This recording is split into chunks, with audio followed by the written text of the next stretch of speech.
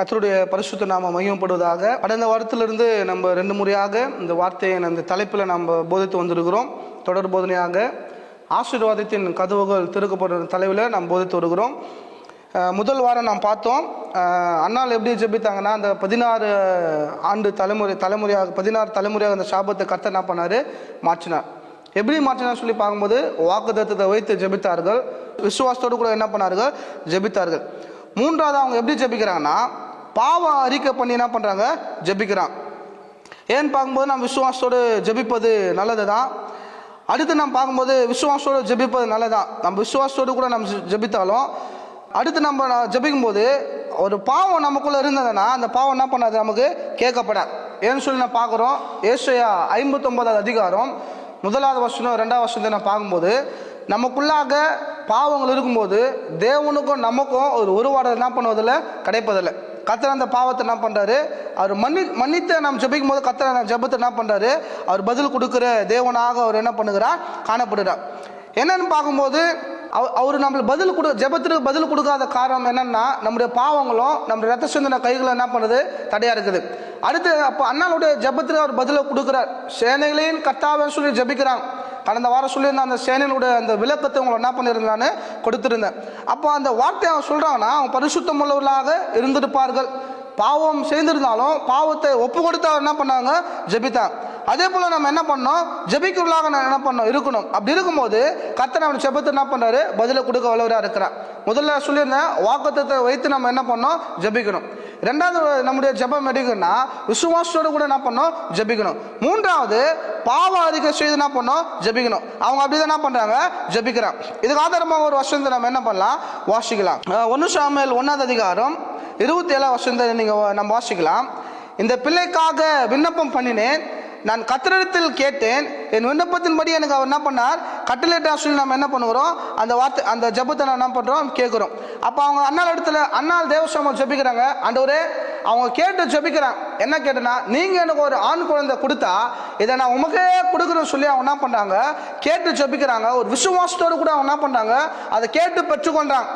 அவன் சொல்லியிருக்கலாம், நீங்கள் ஏதான ஒரு குழந்தைய கொடுங்கன்னு சொல்லி கேட்டுடலாம். அவன் என்ன சொல்லி கேட்கறனா, நீங்கள் எனக்கு ஆண் குழந்தைய கொடுத்தா அந்த ஆண் குழந்தை நான் என்ன பண்ணுறேன், உமக்காக கொடுன்னு சொல்கிறான்.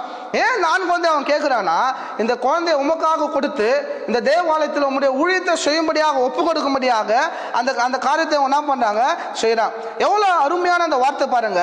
இந்த பிள்ளைக்காக நான் விண்ணப்பம் பண்ணினேன், நான் கர்த்தரிடத்தில் கேட்டு என் விண்ணப்பத்தின்படி உனக்கு கட்டளையிட்டா.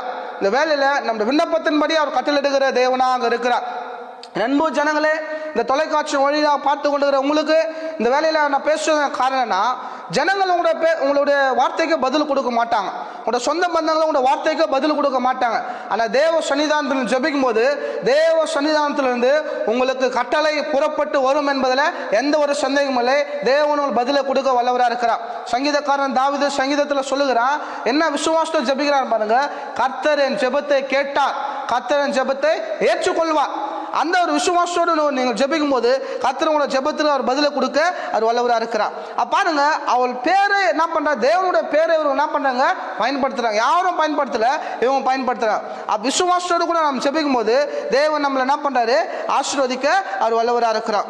அடுத்து நாம் தொடர்ந்து நம்ம வாசிக்கலாம். இந்த மூன்றாவது நம்ம எப்படி ஜெபினா, பாவ அறிக்கை செய்து நம்ம என்ன பண்ணணும், ஜெபிக்கணும். 2 பேர் தேவாலயத்தில் ஜெபிக்க போறான்.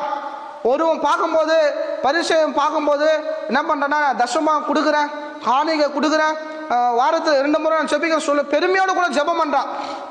ஆனால் ஆயக்காரன் வரும்போது தன் பாவத்தை என்ன பண்ண மன்னித்து தன்னுடைய மார்பில் அடித்து கொண்டு, ஆண்டவரே பாவியாக என் மேலே மனம் இருங்க சொல்லி அவன் பாவத்தை அவன் ஒப்பு கொடுக்கும்போது தேவனுக்கு கர்த்தர் ஜெபத்திற்கு அவர் பதிலை கொடுக்குறார். நீங்கள் அநேக நாளாக ஜெபம் பண்ணுறீங்க பார்த்தீங்களா, ரட்சிக்கப்பட்டு 30 வருஷமாக இருப்போம், 50 வருஷமாக இருப்போம், 10 வருஷமாக இருப்போம், 5 வருஷமாக இருப்போம், சபைக்கு போவோம், ஆராதனை பண்ணுவீர்கள், காணிக்கை கொடுப்பீர்கள், தசமாக கொடுப்பீர்கள், பிறகு உதவி செய்வீர்கள். ஆனால் உங்களோட ஜெபம் என்ன பண்ணல, கேட்கப்படலை.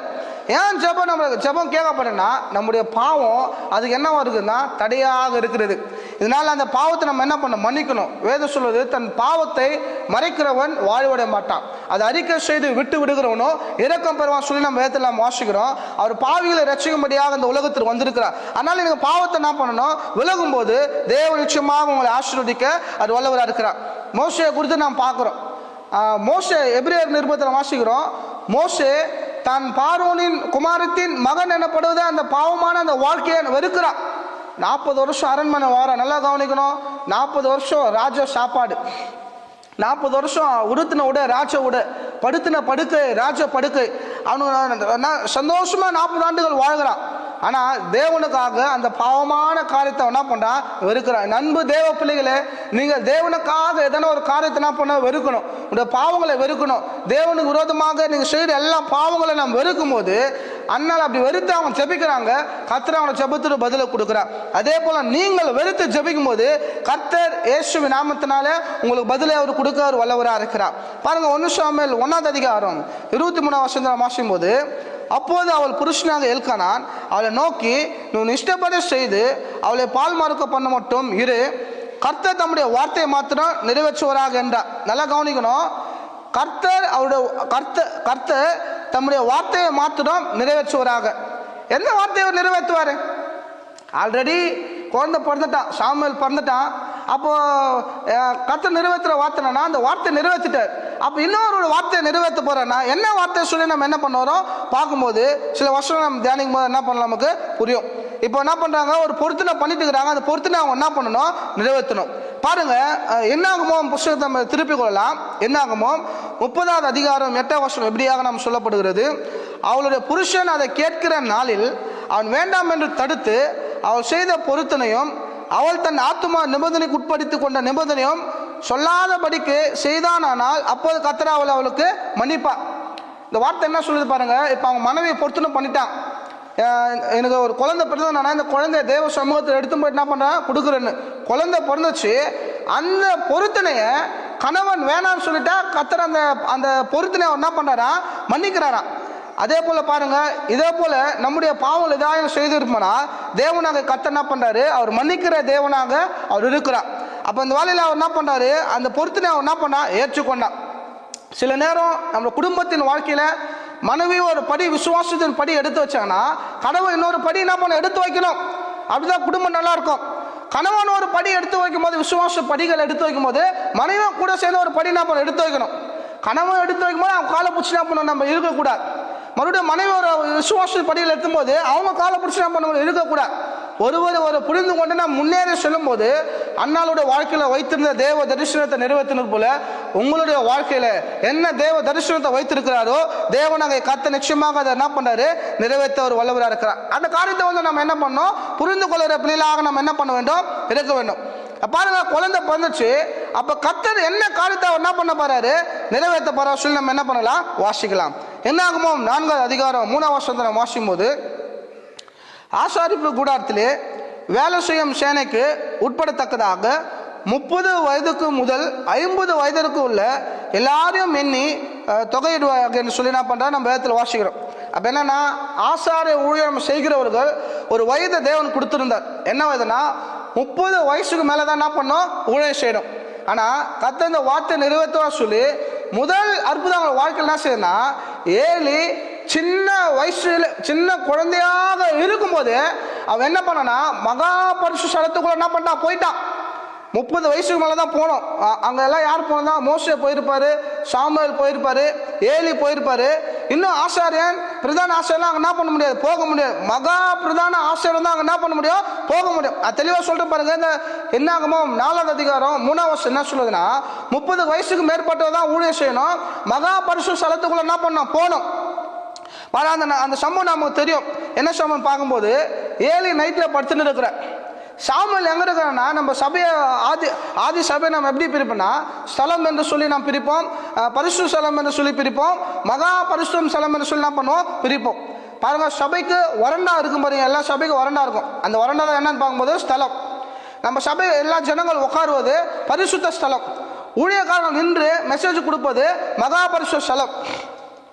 அப்போ சாமுவேல் எங்க இருந்தானா, ஸ்தலத்துல இல்லை, மகாபரிசு ஸ்தலத்துல இல்லை, எங்க ரோட்டு புறத்துல அவன் என்ன பண்றான், படுத்துன்னு இருக்கிறான்.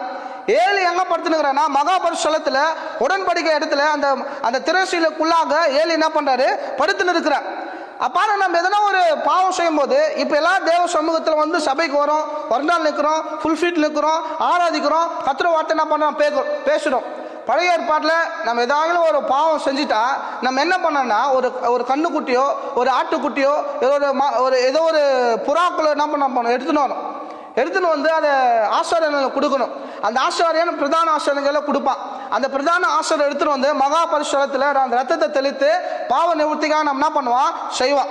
30 வயசுக்கு மேற்பட்டவர்கள் பிரதான ஆசாரியன் தான் அந்த மகா பரிசுத்த ஸ்தலத்துக்கு என்ன பண்ணோம் போனோம். அந்த அன்னாளுடைய ஜெபம், அன்னாளுடைய விசுவாசத்தின் ஜெபம், அன்னாளுடைய பாவரிக்கை ஜெபம், அன்னாளுடைய ஜெபத்தினால் 16 தலைமுறையாக இருந்த சாபத்தின் கட்டுகளை கத்த என்ன பண்ண உடைத்தாரன்னா அந்த ஏலி என்ன பண்ண முதல் தேவன் கூப்பிடும் போது சாமுவேல் குடுகுடுன்னு ஏலியாண்ட போறான். ஏலியான் போயிட்டு ஐயா நான் கூப்பிட்டு நான் சொல்லும்போது நான் கூப்பிடலமா சொன்னோம், போய் படுத்து கொண்டான். அடுத்து போய் சொல்லும்போது என்னை கூப்பிட்டு நான் சொல்லும்போது இல்லைன்னு சொல்லி என்ன பண்ணான் படுத்து கொண்டான். 3வது முறையாக கூப்பிடும்போது அப்போ ஏலி புரிஞ்சுக்கிட்டான், பிள்ளையாண்டான தேவன் தான் அழைக்கிறான்னு சொல்லிட்டு அவன் என்ன சொல்லனா, இந்த முறை தேவன் அழைத்தார்னா நீ போயிட்டு என்ன பண்ணப்பா அடியன் இருக்கிறான் சொல்லுங்க ஆண்டவரேன்னு சொல்லி கேட்கும்போது அவன் அந்த வார்த்தையை அவன் என்ன பண்ணுறான் சொல்லுறான். அப்போ சொல்லும்போது மறுபடியும் தேவன் என்ன பண்ணாரு, சாமுவேலேன்னு சொல்லி பெயர் சொல்லி அழைத்தார். அழைத்தும் போது சொல்லுங்க அடியன் இருக்கிறான் சொல்லும்போது அந்த 3வது முறை அழைக்கும் போது முதல் முறை அழைத்தான், ரோட்ல இருந்து குடுன்னு ஏலியான் என்ன பண்றான் மகா பரிசுத்தத்துக்குள்ள உள்ள போயிட்டான். சின்ன வயசுல இருக்கும்போது அப்போ அவன் சாவல. நல்லா கவனிக்கணும். அப்போ நம்ம பாவம் செய்யல இருந்தா மகா பரிசுத்த ஸ்தலத்துக்குள்ள போயிட்டு நம்ம மறித்துட்டு இருப்போம். ஆனால் சாமுவேல் போகும்போது சாவலை. அப்போனா நான் பாவம் செய்யல, தேவனால் அழைக்கப்பட்டுனா இருக்கிறான். 3வது முறை கூடும்போது வேத வசனம் தெளிவாக சொல்லுது, சாமுவேல் தன்னுடைய ஸ்தானத்தில் போய் என்ன பண்ணானா படுத்து கொண்டான். தன்னுடைய ஸ்தானத்தில் என்னன்னா மகா பரிசுத்த ஸ்தலத்துல போயிட்டு என்ன பண்ணான் படுத்து கொண்டான். சின்ன வயசுல அவன் என்ன பண்ணானா மகா பரிசுத்த ஸ்தலத்துக்குள்ள நான் என்ன பண்ணிட்டான் போயிட்டான். பாருங்க, அடுத்து தொடர்ந்து ஒரு வசனத்தை நான் வாசிப்போம். முதல் அற்புத கர்த்தர் என்ன பண்ணாரு செய்தார். என்னன்னு பார்க்கும்போது திருப்தியா இருந்தவர்கள் அப்பத்துக்காக கூலி வேலை செய்கிறார்கள், பசியா இருந்தவர்களோ இனி பசியாரார்கள். மலடியா இருந்தவள் 7 பெற்றால், அநேக பிள்ளைகளை பெற்றவளோ பலட்சியமானா. பெண்ணினால் பெற்றாங்க, ஆனா ஒரு பலட்சியமே என்னப்பட்டால் 1 Samuel 2:5 சொல்றாரு, மலடியா இருந்தவள் 7 பெற்றாள். அப்ப அண்ணால் 7 குழந்தை பெருகுல 7 வகையான ஊழியத்தை சாமுவேல் செய்யும்படியாக கர்த்தர் உதவி செய்தார். என்ன 7 வகையான ஊழியத்தை சொல்லி நாம் பார்த்து இந்த வார்த்தை நாம் முடித்து வாரம் நம்ம தியானிக்கலாம். முதல் காரியம் என்னன்னா, முதல் ஆசீர்வாதம் 16 தலைமுறையா சாபத்தில் இருந்தான், பாவத்தின் கட்டுகள் இருக்குது, ஒதுக்கப்பட்டுனா இருக்கிறான், குடும்பத்தில் ஒதுக்கப்பட்டுனா இருக்கிறான், சபையில ஒதுக்கப்பட்டுனா இருக்கிறான். சபையில பலியிட வரும்போது கூட சபைக்குள்ள வரக்கூடாது, ஒதுக்கப்படுத்தலாம் என்ன பண்ண பலியிடணும். அப்போ ஒரு கீழ் ஜாதி எண்ணப்பட்டவன், ஒரு பரதேசியாக எண்ணப்பட்டவன் 7 வகையான ஒரு அபிஷேகத்தின் ஊழியத்தை கர்த்தர் சாமுவேலுக்கு என்ன பண்றாரு கொடுத்தார். முதல் ஊழியம் என்னன்னு பண்ணா ஆசாரியன் ஊழியம். கர்த்தர் சாமுவேல் ஆசாரியனாக என்ன பண்ணாரு தெரிந்தெடுத்தார். ஆசாரிய ஊழியர்களை செய்கிறவன் மாறிட்டான். அடுத்தது ஒரு 2வது பார்க்கும்போது லேவியனாக என்ன பண்ணிட்டான் மாறிட்டான். லேவியர் ஊழியத்தை அவன் என்ன பண்ணுறான் செய்கிறான். 3வது பிரதான ஆசிரியனாக என்ன பண்ணிட்டான் மாறிட்டான். கர்த்தர் பிரதான ஆசிரியனாக என்ன பண்ணாரு தெரிந்தெடுத்தார். 4வது பார்க்கும்போது மகா பிரதான ஆசிரியனாக என்ன பண்ணிட்டான் மாறிட்டான். 5வது பார்க்கும்போது நியாயாதிபதியாக மாறிட்டான். இஸ்ரவேலை நியாயம் திருக்குதான நியாயாதிபதியாக என்ன பண்ணிட்டான் மாறிட்டான். அடுத்து பார்க்கும்போது 6வது ஒரு தீர்க்கதரிசியாக மாறிட்டான். ஜனங்களுக்காக தேவ சமூகத்திலிருந்து வார்த்தையை பெற்றுக்கொண்டு தீர்க்கதரிசியாக மாறி தீர்க்கதரிசன ஊழியர்களை என்ன பண்ணா செய்கணும் இருந்தான். 7வது பார்க்கும்போது என்னன்னு பார்க்கும்போது ராஜாக்களை அபிஷேகம் பண்ணுகிறதான கிங் மேக்கராக என்ன பண்றான் சாமுவேல் மாட்டான். ராஜாக்களை அபிஷேகம் பண்ற ஒரு அதிகாரத்தை தேவ சாமுவேல் என்ன பண்ணாரு கொடுத்தார். பாருங்க, இந்த ஒரே ஒரு ஜெபம் தான். என்ன ஜெபம் பார்க்கும்போது அன்னாள் கண்ணீரோடு தேவ சமூகத்தை என்ன பண்ண ஜெபிக்கிறான். ஜெபிக்கும் போது 16 தலைமுறை சாபத்தின் கட்டுகள் என்ன பண்ணுது உடைக்கப்படுது. சாமுவேல் பிறக்கிறான், சாமுவேல் தேவ சமூகத்தில் கொடுக்குறான். 3 தலைப்பு நாம் பார்த்தோம். முதல் வார்த்தை நாம் பார்த்தோம், வாக்குத்தத்த வார்த்தையில் வைத்து நம்ம என்ன பண்ண வேண்டும் ஜெபிக்க வேண்டும். 2வது விசுவாசத்தோடு நம்ம என்ன பண்ண வேண்டும் ஜெபிக்க வேண்டும். 3வது நம்ம என்ன பண்ணா பாவ அறிக்கை செய்து என்ன பண்ண வேண்டும் ஜெபிக்க வேண்டும். இந்த 3 காரியங்களை செய்யும் போது கர்த்தரோட வாழ்க்கையில பெரிய அற்புதம் செய்வார் என்பதில் சந்தேகமில்லை. கர்த்தர் தாமே சத்திய வசனத்தை ஆசீர்வதிப்பாராக. ஆமென்.